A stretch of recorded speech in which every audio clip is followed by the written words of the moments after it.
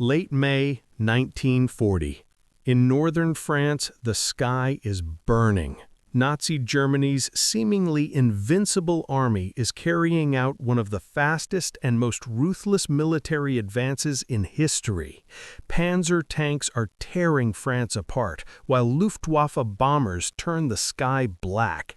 Europe has fallen to its knees. Hope seems lost. But wait, the heroes of this story haven't taken the stage yet. They were a handful of British soldiers, barely mentioned in official records, nearly forgotten in the dusty pages of history. They were few in number, poorly armed, but their hearts were as brave as lions, and they would accomplish the impossible. This video tells one of history's least known yet most dramatic stories. If you love true war stories, forgotten acts of heroism, and legends hidden in the dark corners of history, subscribe now, like this video, and turn on notifications, because this channel will bring you stories you've never heard anywhere else. If you're ready, let's begin. Now we're traveling back in time. France, 1940. We're in one of the most critical moments of World War II. Adolf Hitler's Wehrmacht is sweeping across Europe with blitzkrieg, lightning war tactics. Poland has fallen. Denmark and Norway have been occupied. Now it's France's turn. The German plan was simple yet devastatingly ruthless. Break through the Ardennes forest unexpectedly, split the Allied lines in two and drive them into the sea. And the plan was working with terrifying success. By mid-May 1940, the British Expeditionary Force found itself in a nightmare scenario. German armored units were advancing from the south, Belgium was collapsing in the north, and German infantry was pouring in from the east. Allied forces were being crushed in a giant vice. And at this very moment, in these chaotic and desperate days, a group of British soldiers stepped forward to change history. They would come to be called the Ghost Battalion, because they would appear, strike, and vanish without a trace. German commanders searched for this unit for days, but they were always one step ahead. The heroes of our story were soldiers attached to the Royal Engineers. These men weren't ordinary infantry. They were specialists who could build bridges, demolish bridges, lay railway tracks, and most importantly, blow up anything the enemy could use. At the start of the war, their mission seemed simple: maintain and repair infrastructure to facilitate Allied troop movements. But in May 1940, everything changed. Now their mission was the exact opposite: destroy everything to slow the German advance. This unit had no official name. They were just a small part of a larger army, merely a number and a job description in the records. But what they did would be etched in memory as one of history's most daring guerrilla operations. The unit's commander was an experienced engineer officer. History books rarely mention his name, but this man would work miracles with his limited resources. His soldiers were mostly working-class boys from England's industrial regions: miners, factory workers, railwaymen. Tough men who weren't afraid to get their hands dirty, accustomed to working in harsh conditions. And now they would fight against history's mightiest army. Their weapons? Dynamite, explosives, and unlimited courage. May 20th, 1940. German armored units reach Abbeville, cutting British forces off from the sea. The situation is critical. The retreat to Dunkirk begins, but time is needed for this withdrawal to succeed. This is where the Ghost Battalion enters the picture. Their mission was clear and merciless: stay behind the retreating forces, destroy every bridge, every railway line, every road junction the Germans could use, and delay the enemy as long as possible. It looked like a suicide mission, and perhaps it was, but these men didn't hesitate for a second.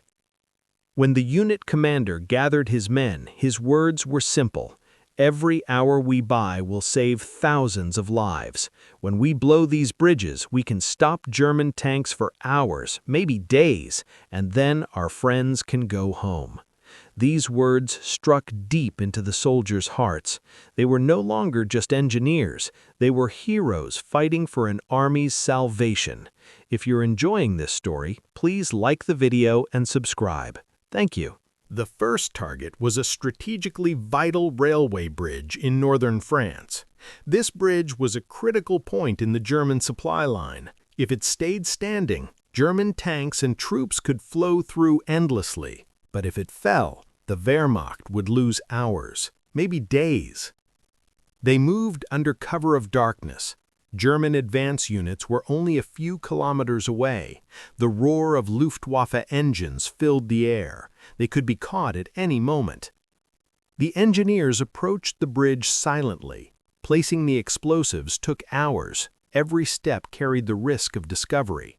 German patrols were roaming the area. One mistake could mean the end for all of them. But these men made no mistakes. By dawn, the explosives were ready. The unit pulled back, and when they reached a safe distance, the fuse was lit. The explosion turned the night into day. The bridge became a ball of fire and collapsed into the river. Steel and concrete fragments flew through the air. Within minutes, a critical artery of the German advance had been severed. But the Ghost Battalion wouldn't stop there. This was only the beginning. When German advance units reached the bridge's remains, they were stunned. Just hours earlier, reconnaissance planes had reported this bridge intact. Now there was nothing but rubble. German commanders tried to analyze the situation. Who had done this? How many soldiers were there? Where had they come from, and where had they gone? There were no traces, no clues. The enemy had come like ghosts and vanished like ghosts. This was a new kind of warfare the German army was facing. Blitzkrieg relied on crushing the enemy. But how do you fight an enemy you can't crush, an enemy you can't see, can't catch, can't even confirm exists? German armored units halted before the bridge's wreckage. They were forced to search for alternative routes, and every alternative route meant hours, even days. The Ghost Battalion had won its first victory.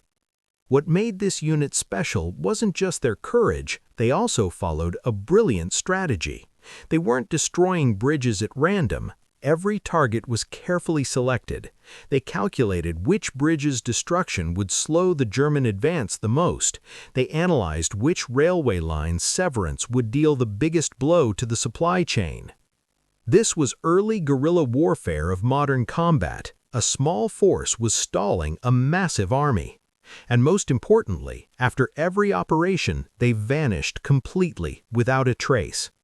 German reconnaissance units combed the area trying to find them, but the Ghost Battalion was always one step ahead. How? These men knew the French countryside like the back of their hands.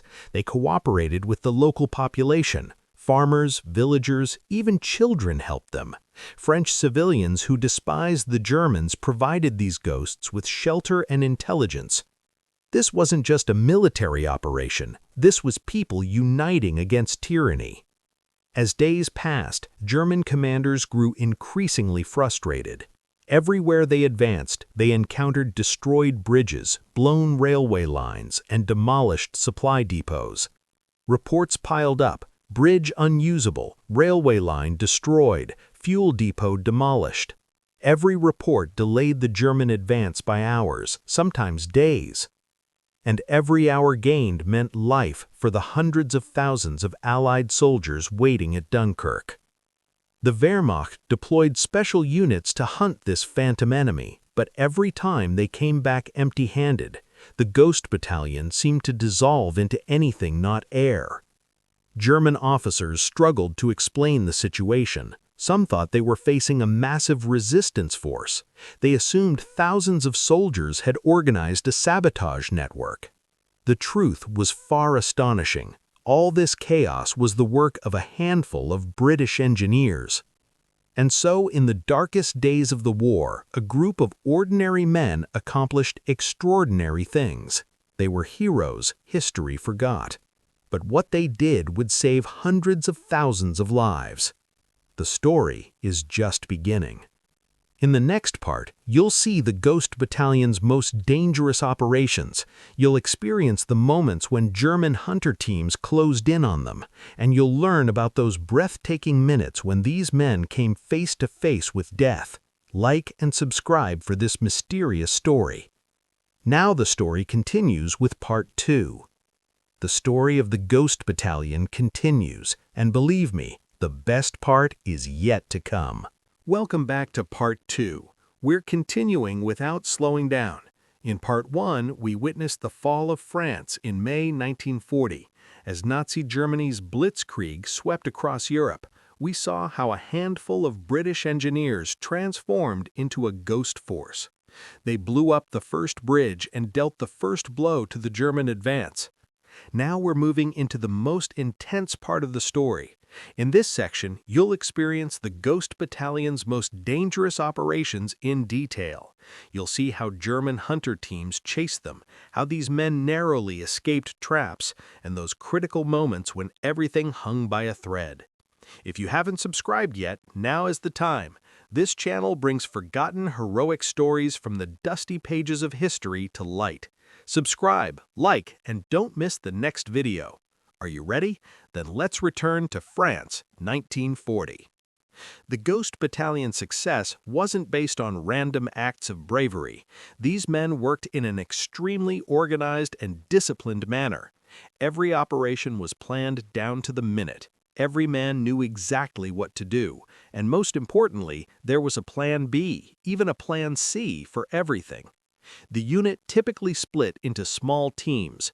Each team consisted of 3 to 6 people. These small groups could move much faster than a large force. Their risk of capture was lower, and even if discovered, they prevented the entire unit from being compromised. Communication between teams was maintained through extremely primitive but effective methods. Using radios would have been too risky because German listening stations were everywhere. Instead, they used predetermined meeting points, signals, and even message delivery with the help of local civilians. Before every operation, reconnaissance was critical. One of the teams, or sometimes a single soldier, was sent ahead to the target area. This scout would identify German patrol routes, guard shift times, the target's weak points, and escape routes. Without this information, no operation was launched. And then, usually after midnight, they moved into action. The night of May 22, 1940. The target was a strategic railway junction in northern France. This junction was a critical node in the German supply line. Ammunition, fuel, and reinforcement troops flowed through this route. If this junction could be disabled, the German advance would suffer a serious blow. But there was a problem. The Germans were aware of this junction's importance. The area was heavily guarded. At least 24 German soldiers were protecting the junction. Machine gun nests had been set up. Regular patrols were being conducted, and worst of all, a German armored vehicle was stationed in the area. Under normal circumstances, for such a small force to attack such a target would be suicide, but the Ghost Battalion wasn't going to attack directly. Their style was different. The operation team consisted of 6 men. Among them were explosives experts, a signaler, and a guide who had memorized the escape routes. 2 hours after midnight, in the darkest hours of the night, they moved into action. The first phase was distraction. 2 men from the team took position approximately 800 meters north of the junction. Their job was to draw the attention of German sentries. Using small explosives and fire, they would create the impression of an attack from the north. And the plan worked. Shortly after midnight, an explosion was heard to the north, then several gunshots.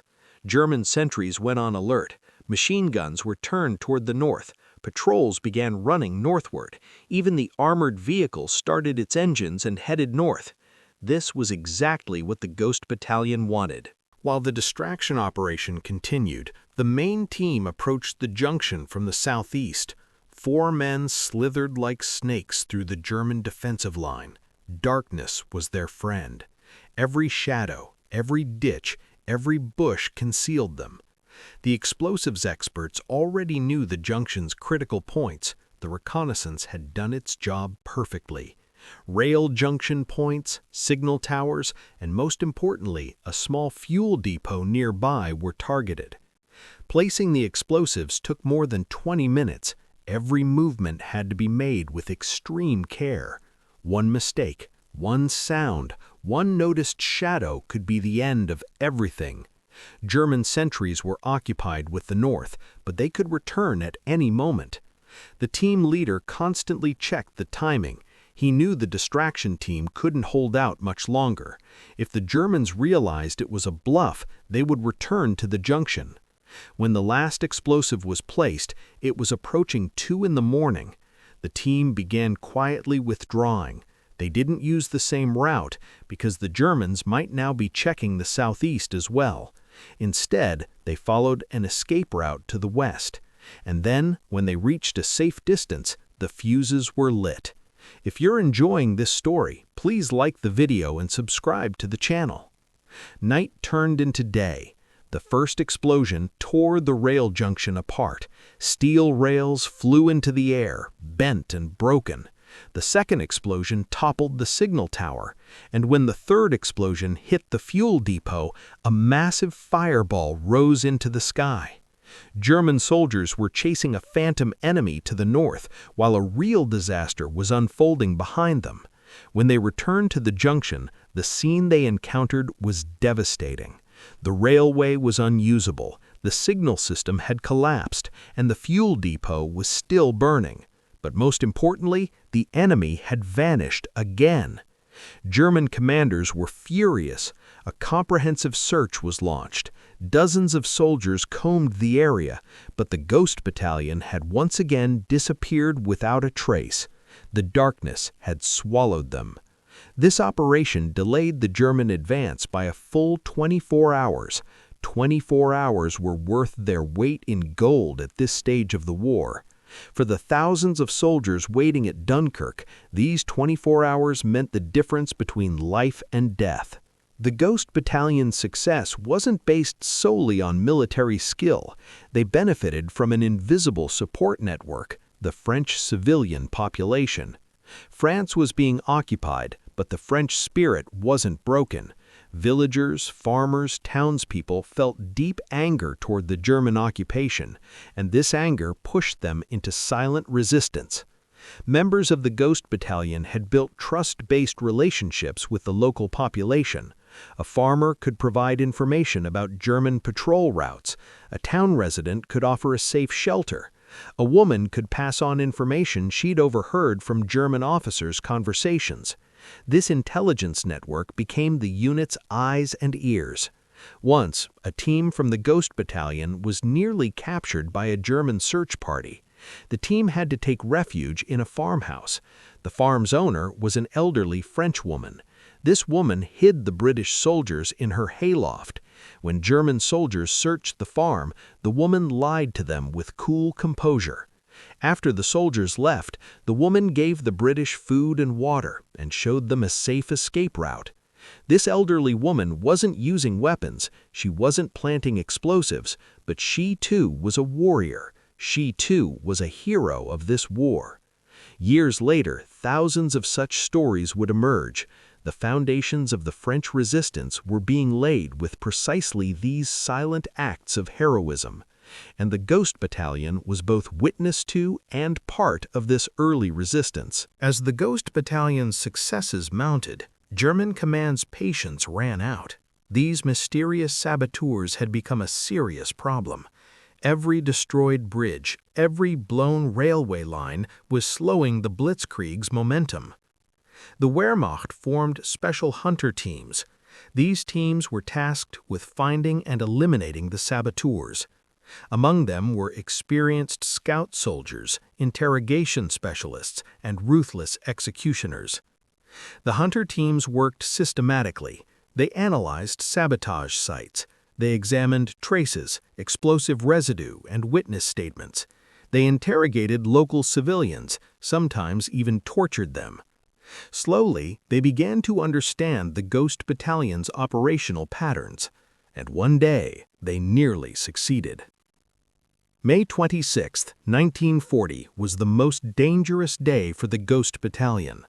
A team was using a pre-planned withdrawal route after blowing up a small river bridge. But this time, something was different. The German hunter team had studied the routes the Ghost Battalion used, and they had set a trap. The team was moving through a wooded area. Suddenly, German voices were heard from ahead. The team paused. Voices were coming from the right as well. Behind them was the open area they had just crossed. To the left, a river. They were trapped. The team leader experienced a moment of hesitation. Surrender wasn't an option. German hunter teams showed no mercy to captured saboteurs. They didn't treat them as prisoners of war. Interrogation and then execution awaited. Fight? 6 men against probably 20 or more German soldiers? They had no heavy weapons. Their ammunition was limited. It would be suicide. Only one option remained: the river. The river was cold and swift this time of year. Crossing would be dangerous, but less dangerous than German bullets. The team leader made a quick decision. He whispered the order. 1, 2, 3. 6 men threw themselves into the dark water. The cold took their breath away. The current immediately grabbed them, but they kept swimming, silently, desperately, with the instinct to survive. When German soldiers reached the riverbank, they fired several shots into the darkness. But darkness was the British soldiers' friend. The bullets didn't find their mark. All 6 men reached the opposite bank, soaking wet, frozen, exhausted, but alive. This was one of the Ghost Battalion's closest escapes, and this experience taught them an important lesson. The Germans now knew of their existence and were actively hunting them. They would have to be more careful now, because next time they might not be so lucky. After the river escape, the Ghost Battalion changed their tactics. They no longer used the same routes twice. They added longer waiting periods between operations, and most importantly, they had begun tracking the movements of German hunter teams. The hunter was now becoming the hunted. The unit used intelligence from the local population to determine the positions of German hunter teams. Wherever the hunter teams were, they weren't. After hunter teams swept an area, the Ghost Battalion would conduct operations in that area. They moved behind the Germans, in shadows they couldn't see. This cat-and-mouse game continued for days, and the Ghost Battalion managed to stay one step ahead every time. Operations during this period became smaller in scale, but more frequent. Instead of large bridges, small crossings were targeted. Instead of main railway lines, secondary lines were sabotaged. Each operation inflicted small but cumulative damage to the German supply chain. And when these small damages accumulated, they created an enormous impact. In the last days of May, the Dunkirk evacuation was in full swing. Hundreds of thousands of Allied soldiers had gathered on the beaches. Every boat, every ship, every vessel coming from the sea was carrying soldiers. History's largest military evacuation was taking place. But the German army wasn't standing idle either. Panzer units were advancing toward Dunkirk. Every passing hour increased the risk of Allied forces being annihilated. The evacuation was racing against time. And during these critical days, the Ghost Battalion reached its most intense operational tempo. The unit was now almost constantly on the move. One night a bridge, the next night a road junction, the following night a fuel depot. The men were collapsing from exhaustion. Sleep had become a luxury, food was scarce, ammunition was running low. But no one thought of stopping. Because everyone knew the soldiers waiting at Dunkirk were their own friends, their own brothers, and every bridge they blew gave those soldiers a few more hours of life. One engineer, years later, when recounting those days, would say, "We couldn't stand from exhaustion, But every time we closed our eyes, we saw those men on the Dunkirk beaches, and then somehow we kept going. On May 28th, the Ghost Battalion faced a difficult decision. They had enough explosives left to destroy one large bridge, or with the same amount of explosives, they could demolish 3 small bridges. The large bridge was on the main route of German armored units. Destroying it would deal a major blow to the tanks, but it was a single target. The 3 small bridges were on different routes. Each was less important, but if all 3 were demolished, the Germans would be forced to completely replan all their routes. The commander thought for hours and finally made his decision: 3 small bridges. The logic was simple. The Germans might anticipate the large bridge being destroyed and might have alternative plans, but being attacked at 3 different points simultaneously would catch them unprepared. Chaos could be more effective than a single large piece of damage. And the commander was right. If you enjoyed this story, please like and subscribe. Thank you. When 3 bridges were blown up on the same night, minutes apart, panic erupted in the German command chain. Which route would they use? Which unit would be directed where? How large was the enemy? This confusion halted the German advance at a critical period. And this pause saved the lives of tens of thousands of soldiers evacuated from Dunkirk. But war doesn't come without cost. The Ghost Battalion suffered casualties during these operations. The numbers aren't clear in historical sources because the unit itself barely appears in official records, but some men didn't return. One team encountered German patrols during an operation. A firebreak broke out. 2 British soldiers lost their lives. Another was wounded and had to be carried by his comrades. In another operation, explosives detonated earlier than expected. 1 engineer survived with severe injuries but lost his ability to fight. These losses shook the unit's morale but didn't break it. The survivors continued fighting with even greater determination in memory of their fallen friends. Years later, one survivor would say, "They didn't die as heroes, they quietly gave their lives in the line of duty. They didn't receive medals. They weren't commemorated at ceremonies, but they were the bravest men history has ever seen." And so, in the final days of May 1940, the Ghost Battalion was shaping history at the war's most critical moments. Every destroyed bridge, every blown railway line gave life to the hundreds of thousands of soldiers at Dunkirk. But the story isn't over yet. In the next and final part, you'll learn the fate of the Ghost Battalion. What happened to these men? Did they survive the war? And why did they disappear into the pages of history? The answers are in the final part. If you've made it this far, I'm sure you've enjoyed the story. Don't forget to like the video and subscribe to the channel. The final part, believe me, will be worth all the wait. The Ghost Battalion story will be completed with the final episode, and some secrets will finally come to light. We continue. Welcome to the final part. We're continuing at full speed. In part 1, we saw how a handful of British engineers transformed into a ghost force during the fall of France. In part 2, we witnessed these men's most dangerous operations.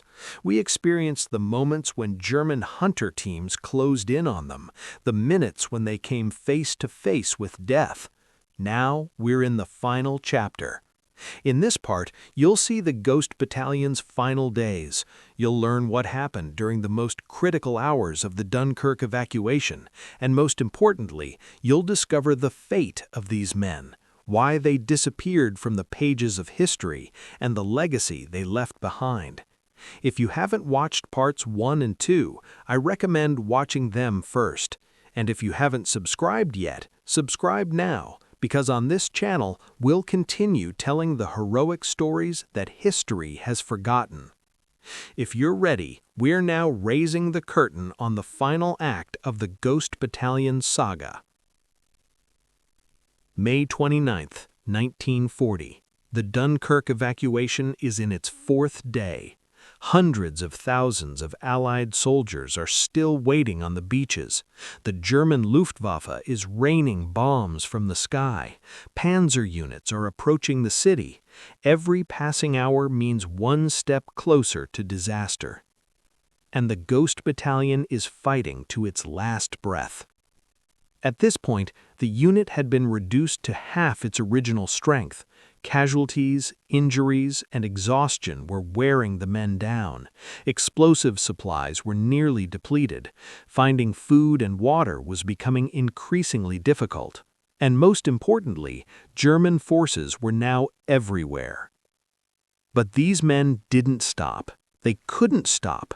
The commander gathered his remaining men. They had enough explosives for one final major operation, and the target was a critical bridge on one of the main routes to Dunkirk. If this bridge was destroyed, German armored units' arrival at Dunkirk would be delayed by at least 12 more hours. 12 hours meant tens of thousands of soldiers could be evacuated. But there was a problem. The bridge was the most heavily guarded they had ever seen. The Germans were now fully aware of the British saboteurs' existence, and they were determined to protect this bridge at all costs. This would be the Ghost Battalion's most dangerous, most desperate, and most glorious operation. May 29, 1940, approaching midnight. Preparations for the final operation were complete. The team consisted of 11 men, the last combat-capable men of the unit.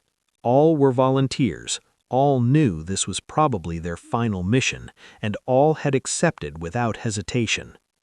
The commander looked at his men, tired faces, dirty uniforms, wounded hands, but the same fire still burned in their eyes, the same determination, the same belief.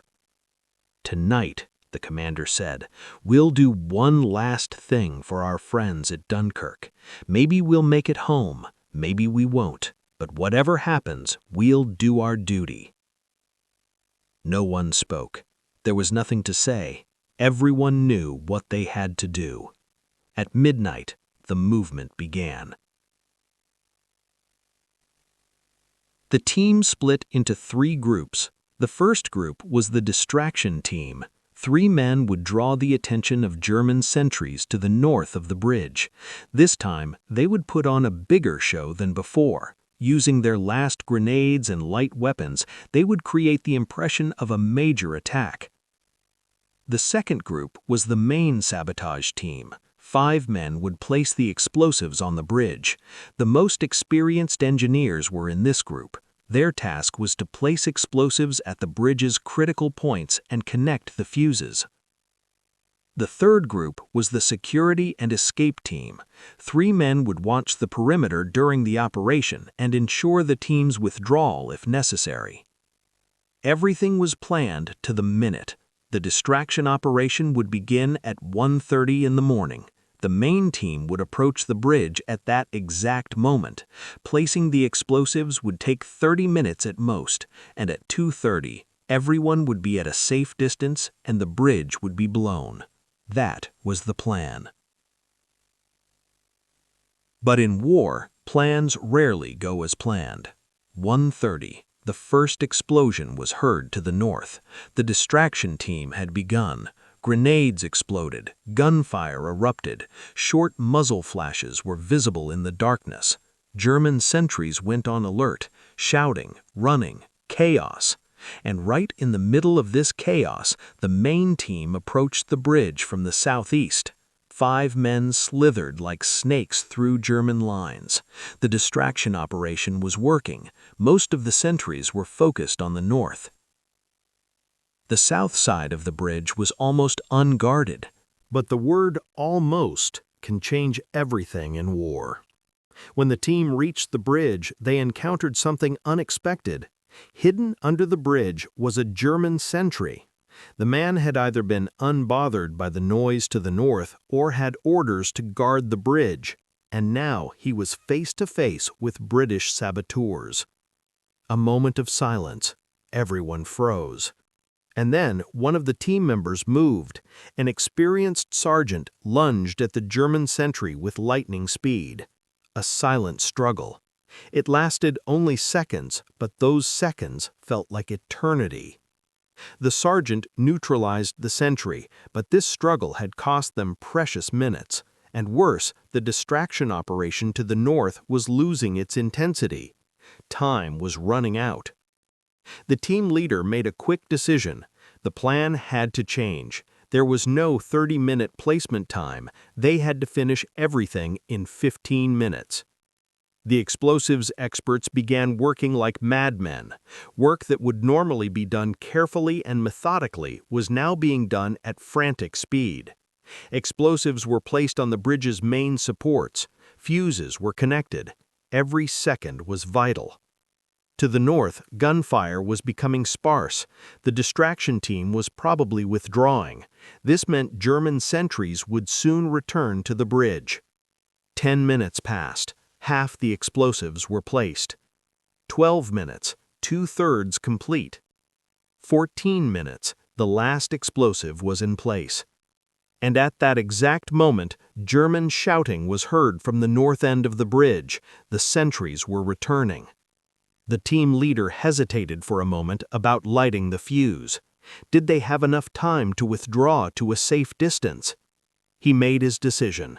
He lit the fuse. And then shouted, "Run!" 5 men began running into the darkness. Behind them, the fuse was burning. Ahead of them were German soldiers. Every direction was dangerous.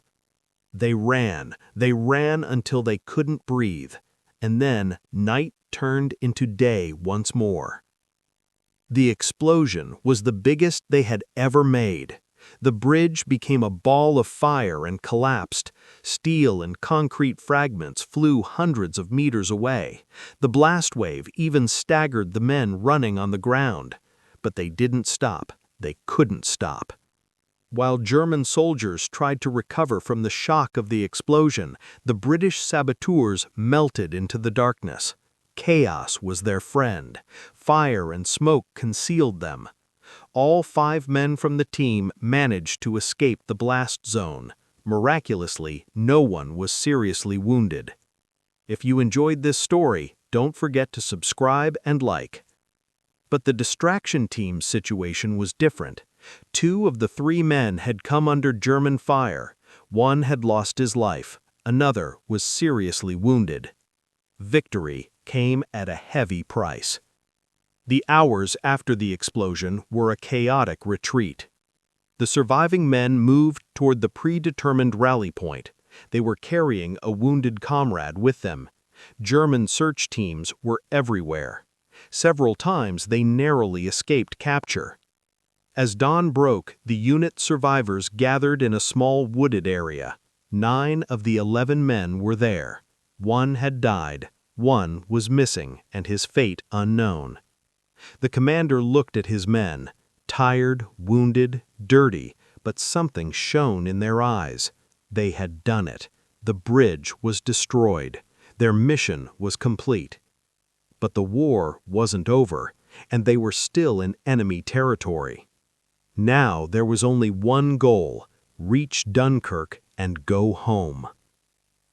The Ghost Battalion's final journey was perhaps the most difficult. Dunkirk was approximately 40 kilometers as the crow flies, but these 40 kilometers were filled with German occupation forces. Every road, every junction, every bridge was under control. Traveling by day was impossible. They could only move at night. The unit marched for 3 nights. They hid during the days, in farms, forests, abandoned buildings. The local population helped them one last time. Food, water, information. French civilians did everything they could to help these British soldiers reach the sea. On the night of June 2nd, they finally reached the Dunkirk beaches. The scene was something they would never forget. Thousands, tens of thousands of soldiers waiting on the beaches. German aircraft circling in the sky. Ships and boats of every size carrying soldiers across the sea. Chaos and hope intertwined. The survivors of the Ghost Battalion blended into this crowd. Now they too were just one of the thousands of soldiers waiting. June 3, 1940, early morning hours. A small fishing boat approached the beach. The boat was part of the British civilian fleet. These small boats would go into history as the little ships of Dunkirk. Ordinary citizens had crossed the English Channel in their own boats to rescue soldiers. The Ghost Battalion survivors boarded this small boat. The boat rocked as it moved through the waves. German aircraft flew overhead. They could be bombed at any moment. But no bombs came. Hours later, the English coast came into view. The white cliffs of Dover emerged through the mist. The men looked at this sight in silence. Some wept, some prayed, most just looked. They had come home. Everything they had left behind in France, the destroyed bridges, the blown railway lines, the lost friends, all of it was now behind them. Ahead lay a new war, new missions, new dangers.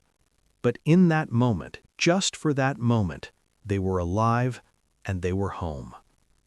So what happened to these men? Why did they disappear from the pages of history? The answer lies in the nature of war. The Dunkirk evacuation was a turning point for Britain. More than 300,000 soldiers had been rescued. This was an enormous success and became a national legend. The little ships, the brave pilots, the soldiers waiting on the beaches, all were honored as they deserved. But the stories of small units like the Ghost Battalion remained in the shadow of this great narrative. Moreover, the unit's operations had been conducted in secrecy. Official records were scarce. Many documents were lost or destroyed during the war. The survivors didn't speak about their experiences for years because they were asked not to. And as time passed, the stories of these men were forgotten. But being forgotten doesn't mean being unimportant. Historians acknowledge that many factors played a role in the success of the Dunkirk evacuation. Air support, naval operations, the discipline of the soldiers, and yes, the contribution of small units who stayed behind to delay the enemy, destroying bridges and railways. The Ghost Battalion was a concrete example of this contribution. The story of the Ghost Battalion isn't just a war story. This story is proof of what ordinary people can accomplish under extraordinary circumstances: miners, factory workers, railwaymen. Ordinary British citizens who hadn't received extensive military training, who weren't selected for special forces. And they fought against history's most powerful army. This story also shows the power of cooperation and solidarity. British soldiers and French civilians worked together. People from different nations, different languages, different cultures united against a common enemy. And this story redefines courage. Courage isn't always fighting on the front lines. Sometimes courage is staying behind when everyone else is retreating. Sometimes courage is being invisible. Sometimes courage is doing the right thing, even if history won't remember you. The Ghost Battalion was the embodiment of all these things. What do you think about this heroism? Share your thoughts in the comments. Today, more than 80 years later, why are we telling this story? Because forgetting is the greatest betrayal. These men risked their lives for our freedom. They fought against tyranny that wanted to plunge Europe into darkness, and thanks to their sacrifice, we are here today. We can speak freely, live freely, research history freely. Remembering them is the least we owe. And perhaps, just perhaps, we can learn something from their story. That hope cannot be extinguished in dark times, that a small group can make a big difference, and that courage never goes to waste. The Ghost Battalion may never have received medals, they may never have been honored with ceremonies, Their names may never have been carved into any monument.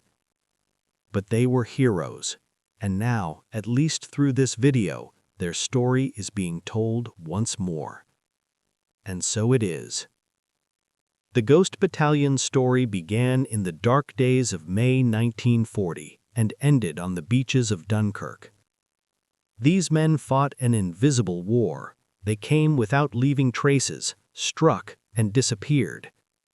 They delayed the German army for days, and then, like ghosts, they faded into the dusty pages of history. But now their story has been told, and this story will live on in our memory. In our next video, I'll tell another little-known story from World War II, this time from the Pacific Theater. You'll see one of the most daring amphibious operations in history, carried out by American soldiers against Japan's most fortified island. You'll learn how they accomplished a mission that seemed impossible. This story will be just as breathtaking as the Ghost Battalion. Don't miss it. It will fascinate you. If you enjoyed this video, please like, leave a comment, and subscribe to the channel. Write in the comments which war story you'd like to hear. Maybe the next video will be your suggestion. We're here to remember the heroes that history forgot. See you in the next video. Take care of yourselves. Goodbye.